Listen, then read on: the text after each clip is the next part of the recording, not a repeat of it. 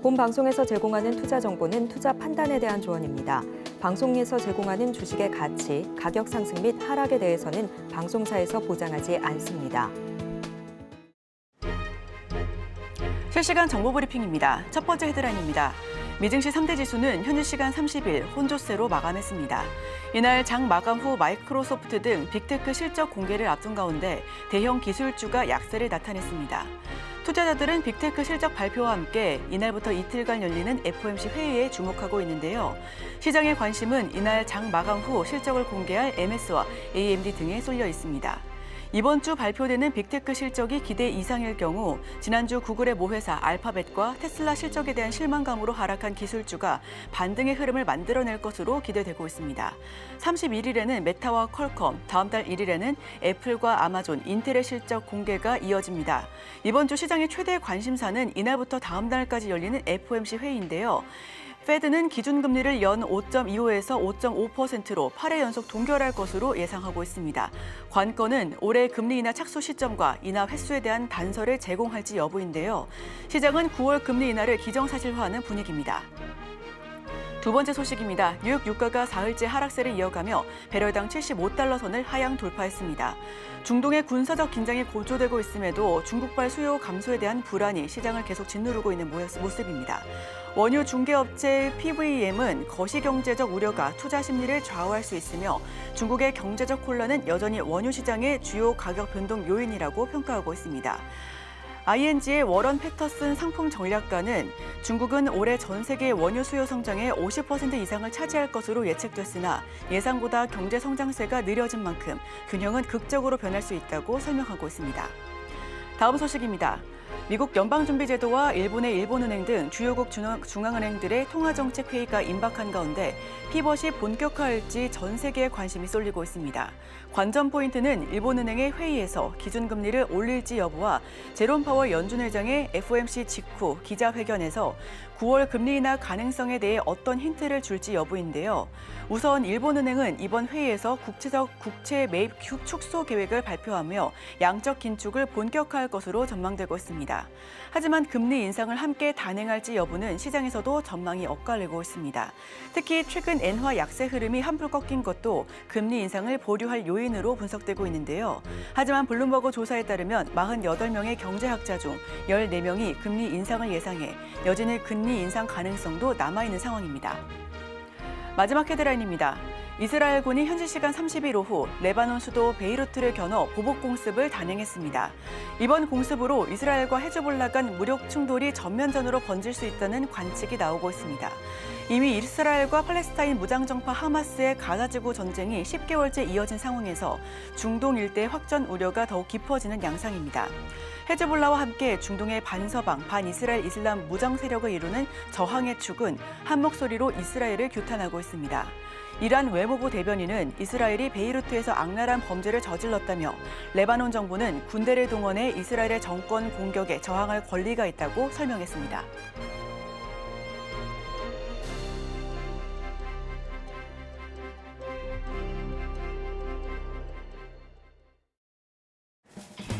여러분의 성공 투자를 응원합니다. 안녕하세요. 증시7 진행의 이소연입니다. 간밤 미증시 3대 지수 혼조 흐름을 나타냈습니다. 다우지수만이 소폭 오르고 기술주는 큰 폭의 조정세를 연출했는데요. 특히 엔비디아는 7% 넘게 떨어지고 테슬라 역시 리콜에 대한 노이즈로 4% 넘는 하락세를 연출했습니다. 더 자세한 외신 소식은 이어지는 외신 브리핑 통해서 전달드리도록 하겠습니다. 수요일의 증시7 지금 바로 출발합니다.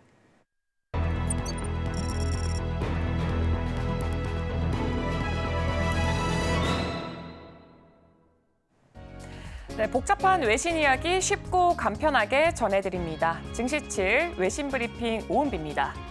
네, 간밤에 뉴욕 증시는 대형 기술주 하락의 영향이 컸습니다. S&P 500 지수는 0.5% 하락했고요. 마찬가지로 나스닥 지수도 1.28% 큰 폭의 하락세를 보였습니다. 반면에 다우 지수 같은 경우는 0.5% 이렇게 소폭 상승하면서 문을 닫았습니다. 종목별로 살펴보자면 엔비디아 같은 경우에는 7%, 마이크로소프트는 0.9% 이렇게 하락세를 크게 보였고요. 아마존, 넷플릭스, 메타도 내림세를 보였습니다. 이번 주는 오늘 실적이 발표된 마이크로소프트뿐만 아니라 메타, 아마존, 애플 등 대형 기술주들이 실적을 발표하는 중요한 주입니다. 현재까지 S&P 500 기업들 중 약 80%가 예상보다는 좋은 실적을 발표했습니다. 빅테크 기업들의 성적에 주목해 보시면 좋을 것 같습니다. 이어서 지난밤 있었던 소식들 전해드리겠습니다. 네, 시장에서 중요하게 여기던 실적 발표 중 마이크로소프트의 실적이 약 2시간 전에 공개가 됐습니다. 마이크로소프트는 클라우드 서비스 애저의 분기 성장률이 예상보다 낮다고 발표를 했는데 이번 분기에서 애저 클라우드 부문의 매출은 285억 달러로 예상치인 286.8억 달러를 조금은 밑돌았고 성장률도 예상치보다 낮았습니다. 이로 인해서 마이크로소프트의 주가가 7% 하락했습니다. 뿐만 아니라 아마존과 엔비디아도 각각 4.5%와 10% 하락세를 보였었습니다. 마이크로소프트는 AI 기술에 많은 투자를 했지만 단기적인 수익이 미미할 것이라는 우려로 이번 달에만 주가가 6% 떨어졌습니다. 한편 마이크로소프트는 AI 수요에 대비해 데이터 센터에 많은 돈을 쓰고 있고 CEO 사티아 나델라는 검색 엔진 빙, 워드와 같은 생산성 소프트웨어 등 이 다양한 기술 제품에 AI 기술을 적용하려고 노력하고 있습니다. 지난 분기 매출은 15% 증가해서 647억 달러를 기록을 했지만 클라우드 서비스의 성장은 실망스러운 결과가 이 주가에 영향을 미칠 수밖에 없었습니다. 네, 다음 소식입니다. 미국 노동시장의 상황을 보여주는 구인 건수가 6월에 약간은 조금 줄어든 수치를 보여주고 있습니다. 30일에 발표된 미국 노동부의 구인 구직 이직 보고서에 따르면 6월에 구인 건수는 818만 4천 건으로 전월보다 4만 6천 건 줄어들었습니다. 이는 전문가들이 예상한 810만 건보다는 약간의 높은 수치를 또 보여주고 있습니다. 미국의 구인 건수는 2022년 3월에 1,200만 건으로 최고치를 기록한 후 계속해서 감소하고 있습니다. 지난 4월에는 2021년 2월 이후 가장 낮은 수준으로 떨어졌습니다. 하지만 팬데믹 이전에 700만 건대와 비교를 했을 때 여전히 높은 수준입니다. 연준은 노동시장이 점점 더 안정되고 있다라고 보고 있습니다. 이에 따라서 시장 전문가들은 연준이 9월부터 기준금리를 인하할 가능성이 있다고 예상하고 있습니다. 다음 소식입니다. 올해와 내년 세계 경제 성장률이 3.1%에 이를 것이라는 전망이 나왔습니다. 로이터 통신이 48개 주요 경제국의 전문가 202명으로 대상으로 한 이 여론조사에 따르면 물가 상승률이 높을 가능성에도 불구하고 세계 경제 성장률은 3.1%로 예상됐습니다. 이는 4월 조사 예측치인 올해 2.9%, 내년 3%보다 소폭 상승한 수치로 국제통화기금의 최신 예측치인 3.3%와는 조금 비슷합니다. 조사 대상 48개국 중에 24개국의 경제 성장률 전망이 상향 조정됐고 18개국은 하향 조정됐으며 6개국은 변동이 없었습니다. 전문가들은 긍정적인 경제 전망에도 불구하고 주요 중앙은행들이 금리를 인하할 것으로 예상하고 있습니다. 연준과 영국은행은 올해 2차례, 유럽중앙은행은 3차례 금리를 인하할 것으로 보입니다. GMO 캐피털 마켓의 더글러스 포터는 하반기에도 이 수준을 유지할 것이라고 말을 했습니다. 다음 소식입니다. 유로존 경제가 올해 2분기에 0.3% 성장을 했지만 독일 경제는 0.1% 하락하면서 다시 침체에 빠졌습니다. 유럽연합 통계청에 따르면 경제 전문가들은 유로존이 0.2% 성장할 것으로 예상을 했으나 실제 성장은 이보다는 약간 더 높았습니다. ING의 수석 이코노미스트는 유로존 경제가 침체에서 벗어나고는 있지만 회복이 빠르게 진행될지는 아직까지는 불확실하다라고 전달을 했습니다. 독일 경제는 2분기에 0.1% 성장할 것이라는 예상과는 달리 조금은 감소했습니다. 지난해 4분기 0.4% 역성장한 독일 경제는 올해 1분기 0.2% 성장을 했으나 다시금 하락세를 보였습니다. 라트비아, 스웨덴, 헝가리도 마이너스 성장을 기록을 했습니다. 아일랜드는 2분기에 1.2% 성장을 해서 가장 높은 성장률을 기록했고요. 프랑스는 0.3% 성장했습니다. 네, 다음 소식입니다. 월스트리트 저널이 테슬라의 자율주행 기능에 문제가 있다는 사실을 보도를 했습니다. 월스트리트 저널은 자율주행 중 사고가 난 동영상 200개 이상을 분석한 결과 테슬라의 자율주행 기능에 심각한 결함이 있음을 발견을 했습니다. 이번에 분석된 사고 동영상들은 완전 자율주행 기능을 사용하던 차량에서 발생한 것입니다. 한 사례로 지난달 한 직장인이 자율주행 기능을 켜고 출근을 하던 중에 도로에 전복된 대형 트럭을 인식하지 못해서 그대로 충돌한 사고가 있었습니다. 이 사고로 운전자는 현장에서 사망했습니다. 월스트리트 저널은 이런 사례들을 통해서 테슬라의 자율주행 기능이 도로에서 위험할 수 있다는 이 우려가 사실로 확인됐다고 전했습니다. 네, 다음 소식입니다. 화이자가 최근 2년간 부진했던 실적에서 벗어나서 올해 2분기 예상보다 좋은 성과를 또 보여줬습니다. 2분기 매출은 약 18조 4천억 원, 주당 순이익은 60센트를 기록해서 전문가들의 이 예상치 매출 17조 원, 주당 순이익 42센트를 넘어섰습니다. 화이자의 좋은 실적은 작년에 430억 달러 인수한 시젠 덕분입니다. 시젠과의 합병으로 암 치료제와 신장병 치료제 판매가 크게 증가했습니다.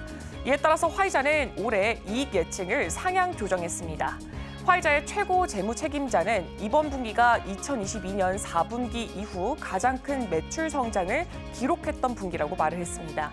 또한 코로나 치료제인 팍슬로비도의 연간 매출도 35억 달러로 증가할 것으로 예상을 했습니다.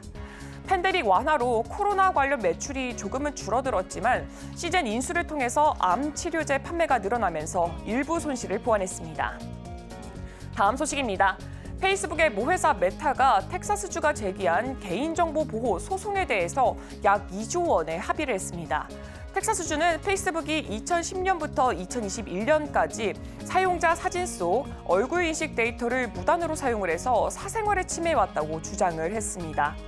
이 소송은 2022년 2월에 제기됐고 이번 합의금은 14억 달러입니다. 텍사스주 법무부 장관은 이번 합의가 유사 소송 중 최대 규모라고 설명을 했습니다.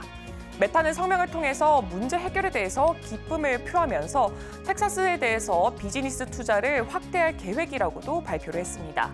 페이스북은 2010년 사진 속 인물을 자동 인식하는 얼굴 인식 소프트웨어를 도입을 했지만 2021년 11월에 이 시스템을 폐지를 했습니다.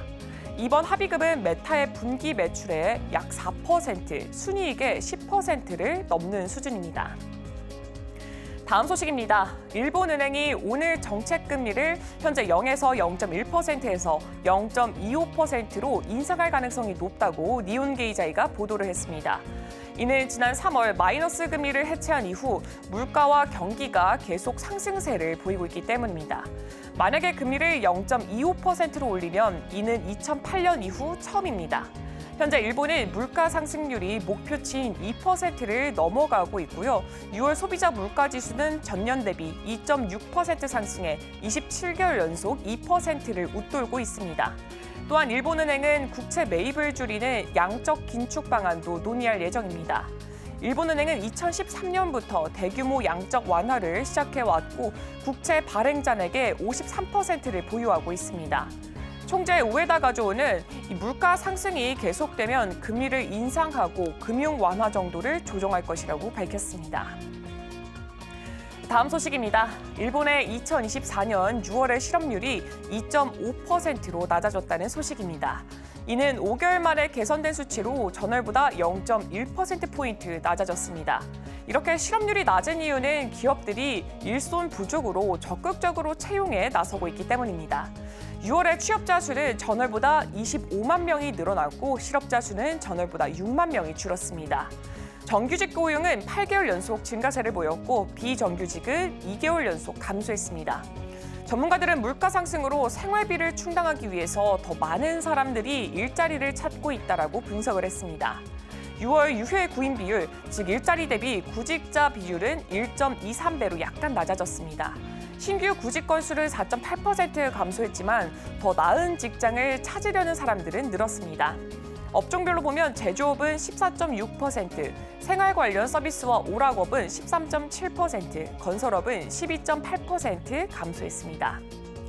다음 소식입니다. 일본 도요타 자동차의 올해 상반기 전 세계 판매량이 작년보다 1% 줄었지만 여전히 5년 연속 세계 1위를 유지했습니다. 품질 인증 부정 문제로 생산이 중단되고 중국 내 가격 경쟁이 치열해졌지만 독일 폭스바겐보다 약 55만 대를 더 팔아서 1위를 차지했습니다. 해외 판매는 4% 증가해 역대 최고치를 기록했고 특히 북미와 유럽에서 이 하이브리드 모델과 전기차 판매가 좋았습니다. 반면에 중국에서는 11% 감소했고요. 태국에서도 금융심사 강화로 15% 줄었습니다. 일본 내 판매량도 22% 줄어들었습니다. 전 세계 생산량은 5% 줄어들었고 해외 생산은 3% 감소, 일본 내 생산은 8% 감소했습니다. 도요타는 인증 부정 문제로 국내 생산이 줄어들었지만 구체적인 영향은 공개하지 않았습니다. 오늘 준비한 소식은 여기까지입니다. 이어서 국내 소식과 더불어서 오늘의 일면에서 전문가들의 수혜주까지 만나보시길 바랍니다.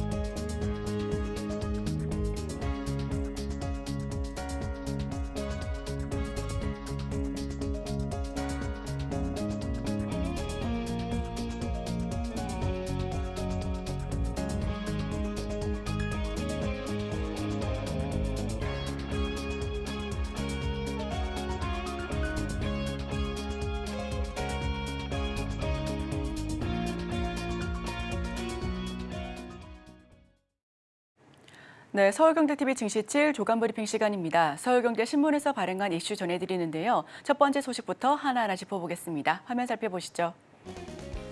D램 슈퍼사이클의 SK하이닉스 M16 생산량 80% 늘린다. 첫 번째 소식 전해드립니다. SK하이닉스가 올해 4분기부터 내년 말까지 2천 사업장을 중심으로 최신 D램 생산 능력을 대폭 끌어올립니다. 독보적인 1위를 달리고 있는 HBM 이외에도 모바일 PC 등 주요 매출원에서 D램 주문이 늘어나면서 수요 대응을 위해 공격적인 설비 투자에 나서는 모습인데요. SK하이닉스는 올해 4분기부터 내년 말까지 본사가 있는 2천 사업장을 중심으로 새로운 D램 생산 설비를 구축하겠다라고 설명하고 있습니다. 설비 투자의 중심축은 최신 공장인 M16이 될 것으로 보여지고 있고요. 이 설비는 10나노미터급 5세대 D램을 생산하는 라인입니다. HBM용 램과 각종 전자기기에 쓰이는 범용 D램 설비가 포함된 것으로 잘 알려져 있습니다. 10나노급 5세대 D램을 잇는 6세대 D램 양산에 관한 계획도 검토하고 있습니다. SK하이닉스가 올해 말부터 내년까지 공격적인 설비 투자를 계획하는 이유는 IT 시장에서 D램 수요가 급증하고 있기 때문인데요. SK하이닉스가 시장에서 독보적인 1위를 기록하고 있는 HBM은 물론 D램 등 메모리 전반의 수요가 빠르게 늘고 있는 소식입니다. 어제 전반적으로 파란빛이 돌았습니다. 특히 삼성전자는 0.25%, SK하이닉스는 이러한 좋은 소식에도 불구하고 3% 넘게 하방 압력을 받았었는데요. 이러한 이유는 애플발 악재에 있습니다. SK하이닉스가 어제장에서 19만 원 선이 붕괴가 됐고요. 전반적으로 위축된 모습을 보여줬는데 2개월 만에 19만 원 아래로 들어간 모습입니다. 전날 애플은 구글 설계 AI칩 이용 소식에 탈 엔비디아 전략을 강화하겠다라는 소식을 전했는데요. 이에 따라서 HBM 공급 영향 우려 속에 HBM 밸류체인에 대한 투자 심리가 악화된 것으로 풀이되고 있습니다. 다만 SK하이닉스는 우리는 HBM만 있는 게 아니다라면서 최고 성능의 GDDR7을 공개하기도 했는데요. 이와 관련해서 계속해서 팔로우 해보겠습니다. 자, 10나노급 5세대 생산 라인을 구축합니다. 월 7만 장 이상으로 캐파가 늘어날 것으로 보여지고요. 내년 6세대 장비 본격적으로 설치할 수 있을 것으로 보여집니다. M15X 등 설비 투자를 검토하고 있는데 D램 수요 폭증에 적극적으로 대응해 나가겠다라는 소식입니다. 다음 소식입니다. 아이폰 16 AI 없이 나온다. 삼성 갤럭시 뜻밖의 호재. 네, 애플이 하반기 공개할 예정인 아이폰 16에 새 인공지능 기능을 탑재하지 않을 것이다라는 외신의 보도가 나왔습니다. 우선 제품을 출시한 후 한 달이 흐른 시점인 10월에 소프트웨어 업데이트를 통해 북미에서 일부 AI 기능을 시범 적용해 나가겠다라고 하는 건데요. 생성형 AI는 물론 AI 폰 시장에서도 후발주자가 된 애플이 AI 개발에 어려움을 겪고 있는 게 아니냐는 분석이 나오고 있습니다. 현지 시간으로 28일 블룸버그 통신에 따르면 애플 인텔리전스가 아이폰 16 등 신제품 공개 몇 주 뒤에 출시가 될 예정이라며 애플이 AI 안정성에 대한 우려로 출시 일정을 연기했으며 10월 애플 인텔리전스가 출시되더라도 6월에 공개했던 모든 기능이 적용되지는 않을 것이다라고 덧붙였습니다. 애플의 AI 폰 출시가 늦어지는 동안 삼성전자는 AI 기능을 적용한 갤럭시 S24에 이어 폴더블 갤럭시 Z6 시리즈 출시로 AI 폰 시장 내의 입지를 천천히 더 굳건하게 다져가고 있는 모습이죠. 블룸버그 통신에 따르면 안정성의 우려로 연기했다라고 설명하고 있습니다. 10월 소프트웨어 업데이트로 기능을 제공해 나설 예정인데 삼성은 AI 폰 입지를 더 크게 다질 수 있을 것으로 보여집니다. 다음 소식입니다. CDMO 시장 5년 뒤 60조 삼바 매출 톱3 진입 기대. 글로벌 바이오 의약품 위탁 개발 생산 시장이 꾸준하게 성장세를 보여주고 있습니다. 2029년도에는 60조 원을 넘어설 것이다라는 분석 역시 나오고 있는데요. 특히 지난해 글로벌 CDMO 매출 4위를 기록한 삼성 바이오로직스에 대한 관심 역시 집중되고 있는 모습입니다. 바이오 의약품 시장은 향후 6년간 연평균 9%의 성장 유세를 보여줬습니다. 2029년도에는 8,063억 달러 규모까지 커질 것으로 전망되고 있고요. 바이오 의약품 CDMO는 바이오 의약품보다 더 높은 성장세를 보일 수 있을 것으로 보여집니다. 세부적으로는 항체 치료제와 세포 유전자 치료제, 항체 약물 접합제 분야의 성장세가 두드러질 전망입니다. 향후 6년간 성장률은 CGT가 41.6%로 가장 크게 나타낼 것으로 보여지고 있는데요. CGT가 주목받는 이유는 유전자를 특정해 질환의 근본 원인을 타깃할 수 있다는 점에서 난치 질환을 극복할 수 있기 때문입니다. 삼성 바이오로직스는 글로벌 톱3 진입을 목표로 하고 있다는 설명 함께해서 드리겠습니다. 삼전 대신 삼바를 살 걸이라는 어제 재미있는 기사가 있었습니다. 상제제를 누리는 삼성바이오, 박스권에서 벗어나 이달 들어서만 23%의 상승 흐름을 보여줬는데요. 대규모 수주가 이어지는 가운데 미국 생물보안법 수혜도 기대가 되고 있는 모습입니다. 외국인 투자자의 투심 역시 자극하고 있기 때문에 함께 지켜보셔도 좋을 것 같습니다. 어제장에서 삼성바이오로직스 93만 7천 선에서 거래되고 있었습니다.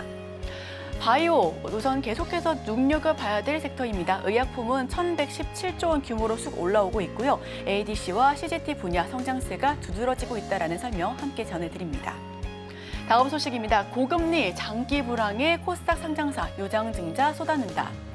고금리와 함께 경기 부진 장기화로 규모가 작은 기업 순서대로 쓰러지기 시작했다는 소식입니다. 자금을 조달할 여유조차 없는 기업들은 기업 회생을 신청하거나 파산으로 직행하는 가운데 코스닥 기업들은 유상증자로 자금 조달에 급급한 모습인데요. 대기업 역시 채무 상환이 시급해 설비 투자 등에 눈을 돌릴 여유가 없습니다. 29일 삼정회계 법인에 따르면 지난해 파산을 신청한 기업 수는 전년 대비 65%나 넘게 올랐다는 모습입니다. 코로나19 위기 때 수준을 크게 뛰어넘어 통계 작성 이후 최대치를 기록했다는 모습이고요. 기업 회생과 파산 건수도 전년 대비 54.9% 증가해 역대 최대인 2009년 수준을 넘어섰습니다. 코로나19 이후 대출 만기 연장 그리고 원금 이자 상환 유예 등으로 중소기업들이 금리 인상과 경기 부진이 길어지면서 한계 상황이 내몰렸다라는 분석인데요. 코로나 금융지원의 종료로 대출 연체율이 상승하는 등 고금리 충격도 본격화되는 양상입니다. 회생 절차를 통해 기업을 살리려는 모습보다는 파산을 선택하는 모습도 뚜렷해지는 모습입니다. 상장사들도 회사채를 발행하거나 유상증자를 통해 자금을 조달하기에 급급한데 올해 상반기 상장사의 유상증자 발행 규모는 전년 동기 대비 9.3%나 증가했습니다. 유상증자는 기업이 돈을 받고 주식을 신규 발행에 필요한 자금을 조달하는 방식입니다. 특히 유상증자를 통해 설비를 확충하기보다는 운영 자금이나 채무 상환 자금으로 활용하려는 사례가 늘고 있는데요. 유상증자 소식에 주가 하락으로 투자자 손실 역시 발생하고 있다는 부분과 함께 체크해 보시면 좋겠습니다. 반면 주주에게 돈을 받지 않고 신규 발행한 주식을 지급하는 무상증자는 17%나 넘게 감소했습니다. 올해 경영활동의 주요 리스크 요인으로는 유가 등 원자재 가격, 고금리 등 자금 조달 부담 등을 꼽았고요. 최근 기업들의 실적과 전망이 다시 둔화하면서 투자 여건상 불확실성이 커지고 있습니다. 네, 법원 회생 및 파산 신청 건수를 살펴보겠습니다. 2021년도부터 꾸준하게 늘어가고 있는 모습이죠. 2024년도에는 파산과 기업 회생 건수가 더 폭발적으로 늘어났는데요. 여기에서 기업 회생보다는 파산 건수가 더 늘어나고 있다는 모습 확인하실 수가 있습니다. 요상승 증자 발행 규모 역시도 2022년 하반기보다 더 큰 폭으로 증가하고 있는 모습까지도 그래프를 통해 확인하실 수가 있습니다. 코스피 기업 유증도 4조 3천억 원으로 늘어났습니다. 설비 확충보다는 운영 자금이나 차원에 쓰고 있는 모습인데요. 자금난 신화로 산계 상황에 내몰렸다라는 소식 전해드리도록 하겠습니다. 네, 마지막 소식입니다. 호실적의 방산주 불기둥 한화에어로스페이스 8% 쑥 올랐다. 마지막 소식으로 전해드립니다. 방산주가 굉장히 잘 나가고 있습니다. 지정학적 긴장에 따른 각국 국방비 지출 증가, 군비 경쟁 등에 힘입어 관련 기업이 호실적을 기록하고 있는 데다가 트럼프 후보의 미 대선 당선 가능성이 높은 점도 주가 상승에 호재로 작용하고 있는 모습인데요. 업계에서는 불안정한 국제관계 속에 당분간 방산주의 상승세가 더욱더 짙어질 것이다라고 내다보고 있습니다. 29일 주요 방산주가 일제히 코스피 지수 상승률을 웃돌았고요. 방산주의 강세는 외국인과 기관의 쌍끌이 순매수가 한몫하고 있다라는 소식 역시도 함께 체크해드리도록 하겠습니다. 지정학적 긴장에 따라 각국의 군비 경쟁에 나서고 있는 점도 상승 동력이 되고 있고요. 특히 자국 우선주의를 강하게 주장하고 있는 트럼프 전 대통령의 당선 가능성이 높은 점도 군비 확장에 불을 붙이고 있습니다. 당장 유럽의 경우 스웨덴은 중립국배주의를 버리고 나토에 가입하면서 올해 국방비를 2020년 대비 2배 넘게 증액한 모습도 함께 살펴보실 수가 있고요. 국내 방산 기업들은 무기 수주 증가에 따라 2분기 호실적을 나타냈습니다. 불안정한 국제 정세로 방산주의 상승세가 당분간 지속될 것으로 보여지고요. 하반기 방산업종은 전반적인 확장 국면을 맞이하고 있다는 분석이 계속해서 나오고 있습니다. 네, 우선 방위산업 쪽에서는 비중 확대하는 전략이 계속해서 유지되고 있습니다. 방산 수출과 파이프라인 확대로 인해서 전반적인 성장세가 높아지고 있는 부분인데 하반기에 전 세계 안보 역시 불안감이 지속되고 있는 모습에 하반기 지속될 것으로 보여지고 있습니다. 미국 대선의 트럼프 당선 가능성 역시 확대가 되고 있고요. 방산 5사 영업이익이 전년 대비 96%나 증가했다라는 소식 역시도 방산주의 호재로 들어가 있는 모습입니다. 각국 군비 경쟁의 무기 수주가 증가되고 있습니다. 한국항공우주와 현대로템 등 강세를 나타내고 있고요. 전문가들은 정세가 불안전해서 상승세가 하반기에도 지속될 것이다라고 설명하고 있습니다. 네, 제가 준비한 소식은 여기까지입니다. 계속해서 오늘의 일면을 통해 전문가와 수혜주까지 찾아보도록 하겠습니다. 저희와 끝까지 함께하시죠.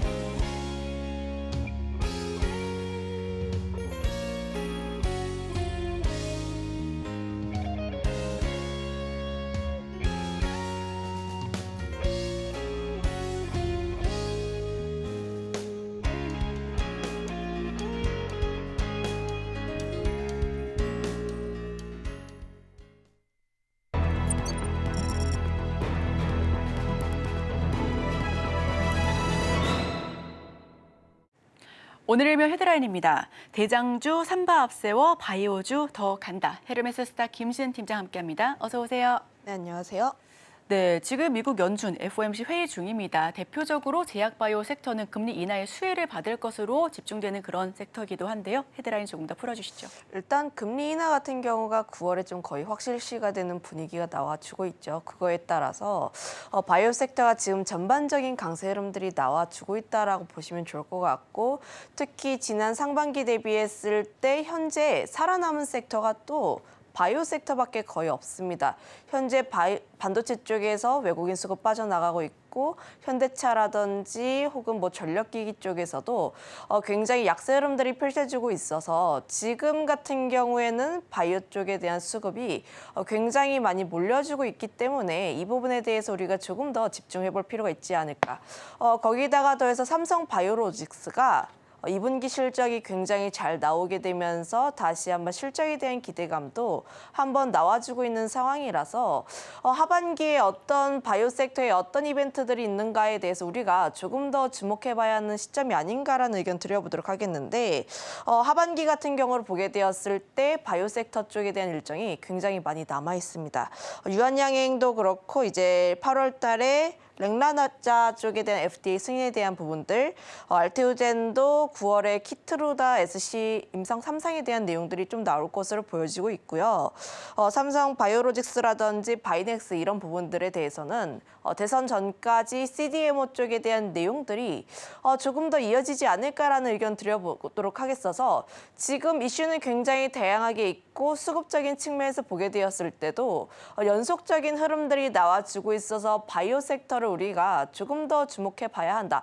다만 우리가 바이오 섹터를 접근할 때 지금 낙폭이 과대한 종목에 우리가 접근을 해야 하나요? 라고 보면은 그건 또 아니에요.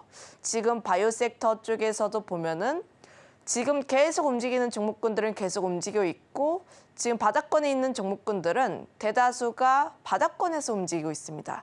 즉 수급이 잘 안 돈다라고 보시면 좋을 것 같은데 결국 지금 뭐 과거에는 바이오 섹터가 좀 움직인다 하면 대다수의 종목군들이 함께 움직였지만 최근에 투자자분들이 굉장히 똑똑합니다. 공부도 굉장히 많이 했고 현재 바이오 섹터가 왜 오르는지에 대해서도 명확하게 잘 알고 있어요. 이전에는 뭐 코로나다 뭐다 해가지고 바이오가 좀 기대감에 의해서 꿈을 쫓는 기업이라고 해서 좀 기대감에 먼저 올랐다면은 이제는 기술 이전이라든지 실제로 수출을 하는 기업들 위주로 실적이 잘 나와줄 거나 혹은 나와줄 것으로 크게 기대가 되는 종목군들로 인해서 좀 주가가 움직이는 부분들이 나와주고 있어서 저는 여기에 지금 잘 움직이고 있던 비만 치료제라든지 CDMO라든지 혹은 뭐 플랫폼, ADC 핫하긴 한데 여전히 조금 더 봐야 한다. 그 이유가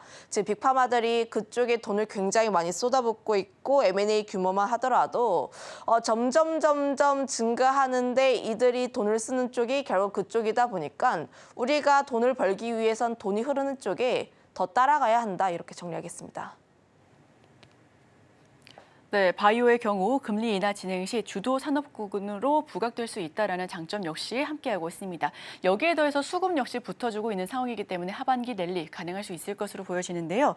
자, 여기에 더해서 또 하나의 시장을 달군 이슈 한번 짚어보도록 하겠습니다. 알테오젠과 산도스의 이야기인데 최근 계속해서 갑작스럽게 주목받고 있기도 하고 기술 수출에 대한 부분 역시도 함께 넘어가야 될 체크 포인트로 보여집니다. 어떤 부분일까요? 일단 알테오젠 같은 경우는 어제 갑자기 공시가 나왔어요. 산도스와의 계약 공시가 좀 변경된 부분들이 나왔는데 내용들을 조금 더 살펴보게 되었을 때는 22년에 계약한 부분들이 독점이고 단일 계약이었던 부분들이 갑자기 다수의 바이오시밀러 품목 기술 수출로 변경이 되었습니다. 물론 계약 내용이라든지 금액 혹은 뭐 진행에 대한 사항 같은 경우는 비밀로 붙이고 있어요. 그럼에도 불구하고 시장에서 굉장히 환호를 했던 이유는 이때 당시 공시가 나오기 전에 알테오젠의 가격은 굉장히 약세를 펼치긴 했으나 전거래일 5%, 6%, 7% 정도의 상승세가 나와준 것은 그만큼의 기대감이 나와주고 있다라고 보시면 좋을 것 같습니다.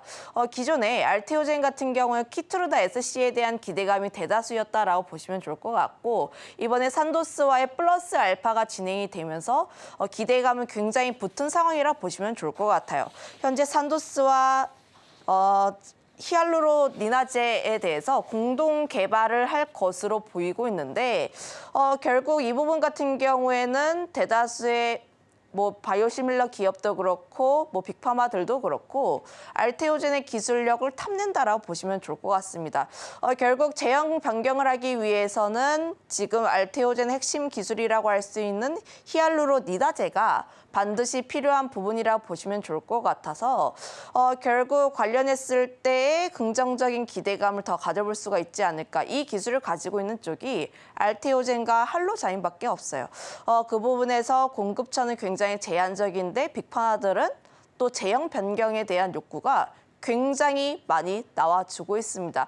물론 투약 시간이라든지 사용자의 편리성도 중요하긴 하나 빅파마들이 가장 중요한 것은 약값을 방어하는 거잖아요.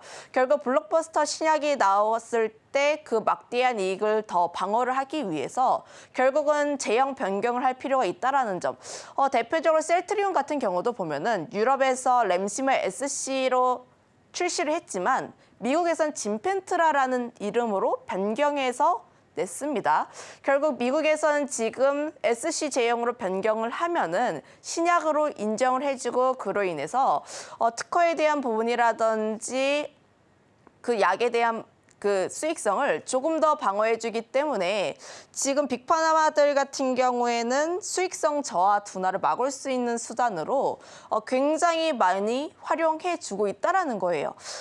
결국 지금 뭐 산도스라든지 머크 쪽에 대한 사례를 보게 되었을 때 알테오젠이 가지고 있는 기술력에 대한 부분들, 특히 좀 더 추가적인 성장에 대한 기대감이 나와주고 있지 않을까라는 의견을 드려보도록 하겠고요.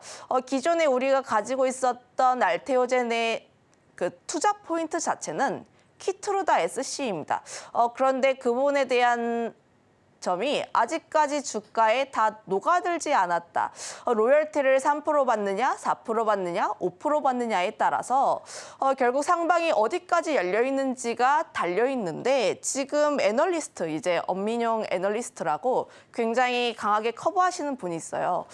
그분의 리포트를 보면은 3%를 받았을 때 30만 5천 원, 4% 받을 때는 36만 원, 5%일 때는 42만 원이라고 하다 보니까 결국 로열티를 어떻게 받는지 여부가 가장 중요하지 않을까라는 의견을 드려보도록 하겠어서 결국 지금 뭐 키트루다 SC 쪽에 대한 기대감은 굉장히 좋게 나와주고 있고 조금 더 뒤에서 이야기를 하겠지만 머크가 실적이 굉장히 잘 나왔습니다. 거기에서 보게 되었을 때 알테오젠 같은 경우는 충분히 중장기로 보게 되었을 때 긍정적인 성적을 보여주지 않을까라는 의견 드려보도록 할게요. 네, 어제 알테오젠 공시를 통해 8% 넘는 급등세를 보이면서 장 마무리했습니다. 다만 계속해서 앞으로 지켜봐야 될 부분 역시도 나와지고 있는 모습인데요. 여기에 대해서 직전에 말씀해 주셨던 머크 이야기를 나눠보겠습니다. 정말 좋은 성적표를 받아 들었는데 머크와 우리 국내 관련주는 어떤 부분들이 있을까요? 뭐 머크 쪽에서 기대할 수밖에 없는 게 키트루다 쪽이라고 보시면 좋을 것 같고 근데 머크가 성적표를 공개하고 나서 10% 정도 하락했습니다. 원래 이제 실적 발표를 하고 나선 기대치가 좀 높았던 탓에 1% 정도 프리마켓에서 약세 흐름들을 펼쳤다가 가이던스가 공개되고 나서 한 10% 정도의 하락세가 나왔다라고 보시면 좋을 것 같아요. 가이던스 인하에 대한 부분들인데 아이바이오를 인수하게 되면서 가이던스는 좀 하향한 부분들이 나와지고 있고요. 다만 실적에 대한 부분을 보게 되었을 때는 굉장히 긍정적이었습니다. 2분기 매출도 그렇고 EPS 자체도 시장의 기대치를 좀 상회하는 부분들이 나와줬고 그중에서 키트루다에 대한 부분들이 우리의 예상치보다 굉장히 빠르게 성장하고 있다는 점을 확인을 했는데 머크 같은 경우에서 전체 매출에서 약 40%에서 50%가 키트루다이다 보니까 결국 키트루다를 어떻게 방어를 하는지 특히 키트루다가 SC로 변경하게 되었을 때 지금 알테오젠이 얼마나 많은 수혜를 받을 수 있는지 여부가 가장 중요할 것으로 보여지고 있어요. 아무래도 SC 쪽으로 변경하게 되면서 받을 수 있는 로열티에 따라서 주가의 상방이 굉장히 갈리다 보니까 이 부분들 같은 경우가 가장 중요하다라고 보시면 좋을 것 같습니다. 지금 머크 쪽에서 이야기를 한 게 28년 키트루다 연간 매출 목표가 40조. 그러니까 단순 계산으로 치면 분기로 따졌을 때 10조 정도라고 보시면 좋을 것 같은데 이번 실적 발표에서 보여줬던 키트루다의 매출이 이미 10조입니다. 좀 예상치보다 굉장히 빠르게 키트루다가 성장하고 있다라고 보시면 좋을 것 같고 키트루다가 YOY 대비했을 때 16% 정도의 성장세가 나와줬거든요. 그럼 앞으로 28년까지 보수적으로 10% 정도의 성장세만 나온다라고 가정을 해도 한 28년의 키트루다 매출 같은 경우에는 죄송합니다. 58조 정도가 예정이 되어 있다 보니까 지금 알테오젠이 가져갈 수 있는 모가치 자체는 굉장히 커질 수 있다라고 판단을 하고 있습니다. 제가 어제 이제 실적을 보면서 단순하게 계산 때려봤어요. 이제 구체적이지는 않고 단순하게 계산만 때려봤을 때 약 58조 정도로 계산을 해보고 SC 쪽에 대한 전환율 50% 정도 그리고 로열티를 3% 받는다고 가정을 하면 한 9천억 원 정도의 예상이 나오는데 관련했을 때 이전에 애널리스트가 추정했을 때 5% 정도의 로열티가 한 8천억 원이었습니다.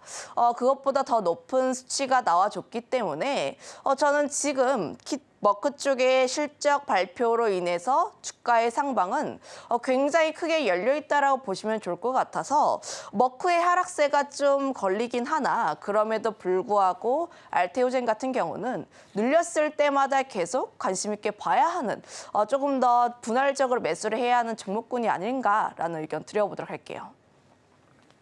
네, 시간 관계상 마지막 질문 바로 드려봐야 될 것 같습니다. 여기서 삼성 바이오로직스 굉장히 궁금해하시는 분들 많습니다. 지금 90만 원을 훌쩍 넘어서 100만 원 목전까지 가 있는데요. 다음 황제주로 등극할 가능성이 가장 높은 종목으로 잘 알려져 있잖아요. 그리고 또 많은 분들께서 궁금해하시는 셀트리온 그룹주 역시 잊을 수가 없습니다. 팀장님께서 보셨을 때 두 종목 가운데 어떤 부분 하반기에 조금 더 랠리를 펼칠 수 있을지 어떤 부분 조금 더 주목해야 될지 말씀드리면 좋겠습니다. 일단 저는 이제 두 기업 같은 경우는 일반적인 바이오 기업이 아니고 제조업이라고 보시면 좋을 것 같고 결국 뭐 꿈에 대한 부분들보다는 실적이 어느 정도 담보가 되어 있고 잘 나와주면서 앞으로 성장에 대한 부분들이 나오고 있다고 보시면 좋을 것 같아요. 짧게 이야기를 했을 때 삼성 바이오로직스 같은 경우에는 이번에 2분기 실적이 굉장히 잘 나온 것에 더해서 앞으로 실적에 대한 성장 기대감이 상당히 나오고 있는 편이라고 보시면 좋을 것 같습니다. 현재 지금 뭐 빅파마들이 계속해서 성장해 나가고 있고 그로 인해서 CDMO 쪽에 대해서 업계에 대한 성장세가 계속 나와주고 있다고 보시면 좋을 것 같은데요. 저는 충분히 황제주로 움직일 수 있지 않을까. 지금 실적 굉장히 잘 나와주고 있고 수급도 굉장히 연속적으로 나와주고 있는 데에 더해서 대선 전까지 생물보안법에 대한 이슈가 계속해서 나올 수밖에 없다라는 점을 감안을 하면 전 삼성 바이오로직스가 중장기 성장에 대한 기대감과 이슈에 대한 부분들을 안고 충분히 대선 전까지는 계속해서 관심 있게 봐야 하는 자리인가 아닌가라는 의견 드려보도록 할게요. 다만 삼성 바이오로직스가 굉장히 무겁다라는 세간의 인식들이 있습니다. 최근 들어서 좀 가파르게 올라오는 경향들이 있긴 하나 나는 이제 생물보안법 관련했을 때 조금 더 탄력적인 부분들을 기대하고 싶다 하시는 분들 같은 경우는 오히려 바이넥스 쪽이 조금 더 변동성을 키워줄 수가 있다라고 보시면 좋을 것 같아서 바이넥스도 한번 관심 있게 보시면 좋을 것 같고요. 셀트리온 같은 경우에는 램시마 SC 쪽에 대한 기대감, 특히 미국 쪽에 대해서 점유율 상승에 대한 기대감이 굉장히 크게 나와주고 있습니다. 미국 같은 경우도 독일과 좀 유사한 환경이다 보니까 관련했을 때 유럽에서 좋은 침투율을 보여줬던 그 효과를 미국 쪽에서도 보여주지 않을까라는 기대를 하고 있어서 셀트리온 지금 현재 박스권을 굉장히 힘겹게 탈출했기 때문에 지금 이 박스권 라인대를 다시 한번 내려가지 않는 이상 추가 상승에 대한 기대감도 함께 열어보시면 좋을 것 같다라는 의견을 드려보도록 하겠습니다. 네, 이제는 제조업으로 분류할 수 있는 삼성 바이오로직스 상제주로 등극할 수가 있겠다라는 의견을 들어봤습니다. 여기에 더해서 바이넥스도 추가적으로 언급을 들어봤고요. 특히나 셀트리온 같은 경우에는 램시마 SC에 대한 기대감 역시 함께 하고 있기 때문에 박스권 하단을 넘어서지 않은 이상은 계속해서 지켜볼 필요가 있다라는 말씀까지도 함께 들어봤습니다. 지금까지 김시은 팀장과 함께했습니다. 오늘 말씀 고맙습니다.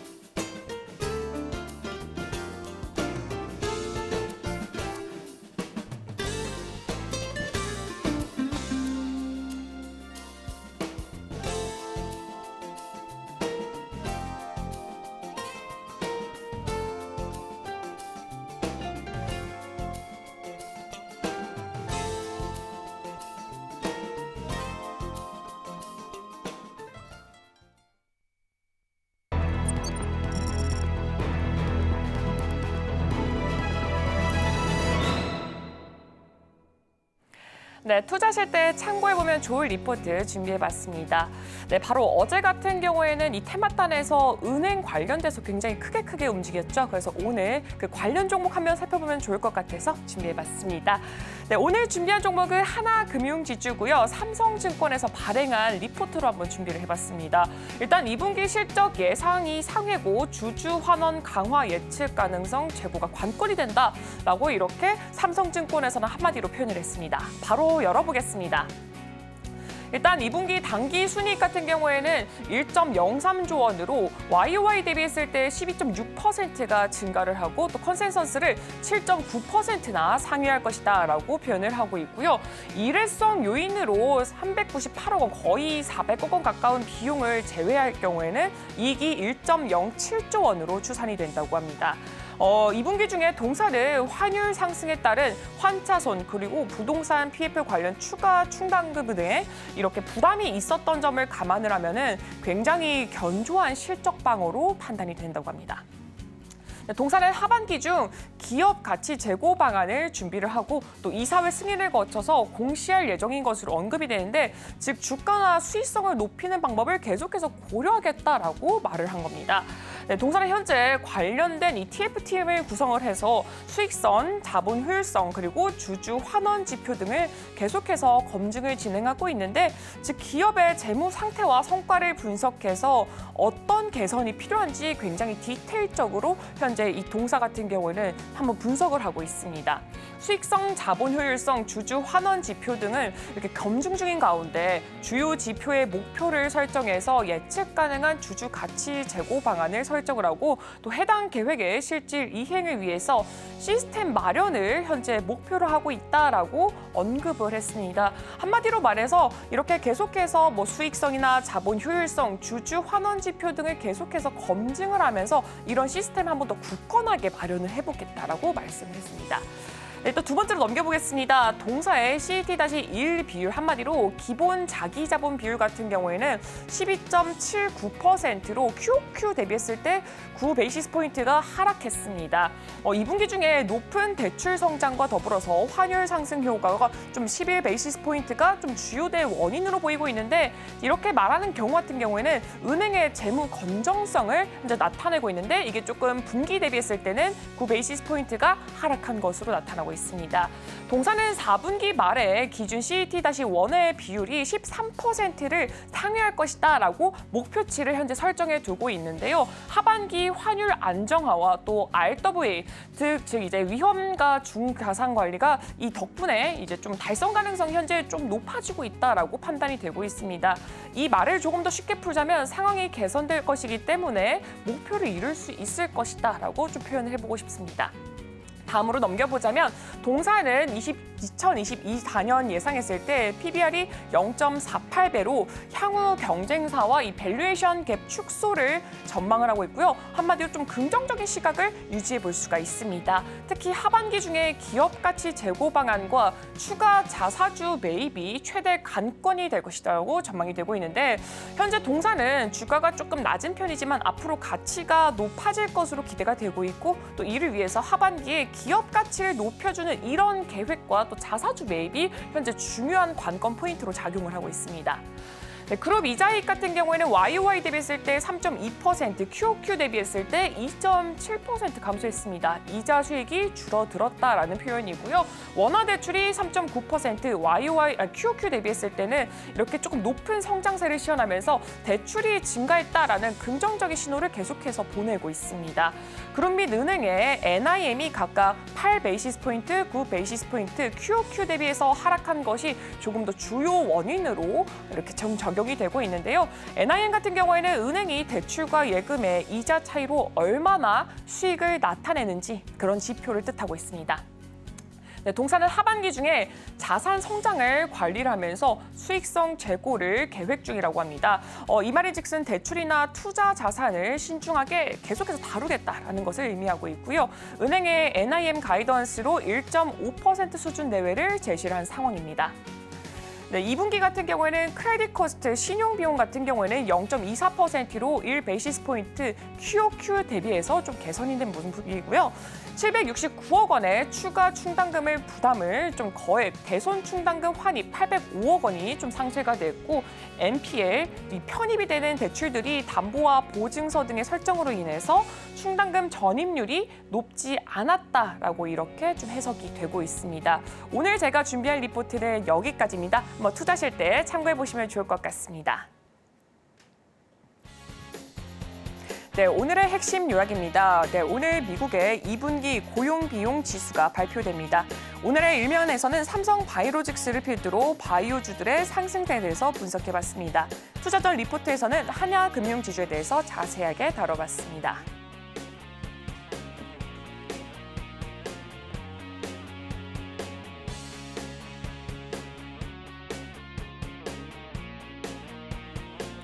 네, 저희가 방송 중에 제공해드린 정보는 투자 판단에 대한 참고 자료일 뿐이고요. 해당 종목의 가치 또는 상승과 하락을 보장하지는 않습니다.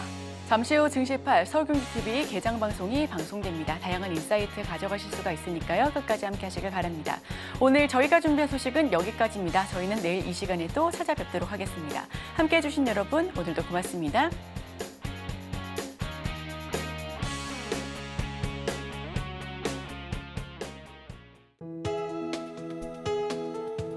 본 방송에서 제공하는 투자 정보는 투자 판단에 대한 조언입니다.